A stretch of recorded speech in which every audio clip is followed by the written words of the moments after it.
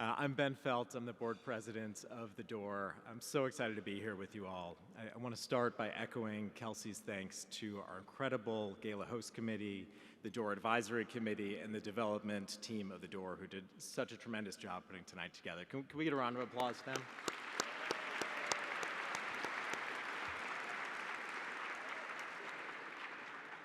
I'm also here tonight as a part of the Invis team, and I know I speak on behalf of all my colleagues at the Invis group when I tell you how proud we are to be long-term supporters and partners at The Door.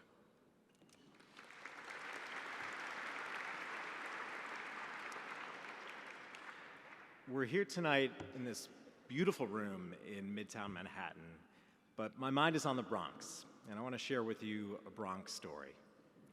So about 50 years ago, in 1973, there was a young woman, 15 years old, from Kingston, Jamaica, named Cindy Campbell.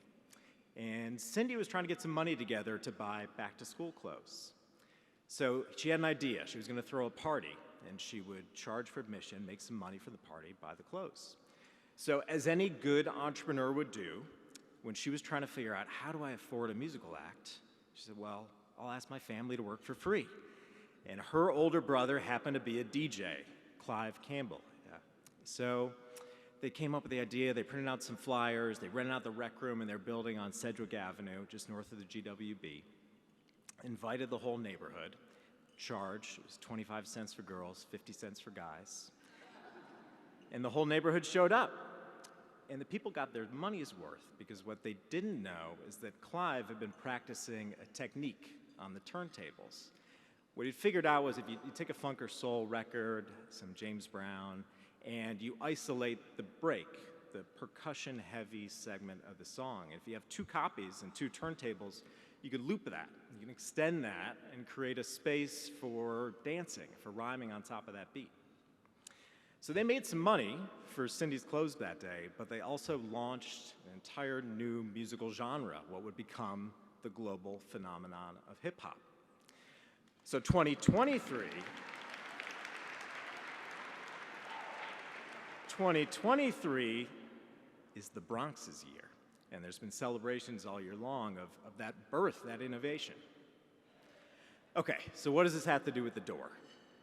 I think a lot, because it's a story of community, of family, ingenuity, of the role that young immigrant youth play in the fabric of life in New York City. These are the values that The Door has been championing for over half a century, and especially for young people who face some of the toughest circumstances. In 1973, the year of that party, the Bronx had the highest poverty rate of 62, all 62 counties in New York State. In 2023, it still does. The youth poverty rate in the Bronx is 40%, 40. Now, Kelsey said earlier, at The Door, we are not bystanders in a crisis. So it's only right that last month, we celebrated the Bronx with the opening of our brand new Door Bronx Youth Center on 155th and 3rd Avenue.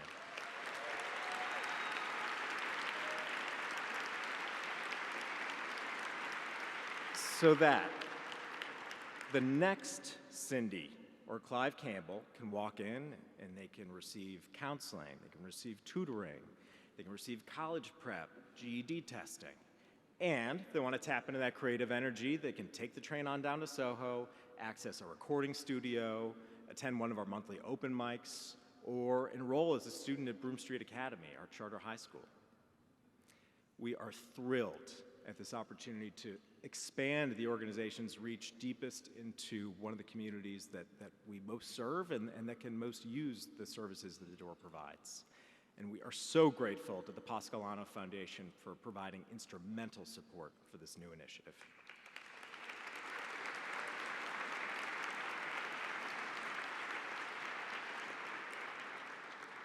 Now, the magic of The Door is that the work is not bounded, it's not confined by any one physical space.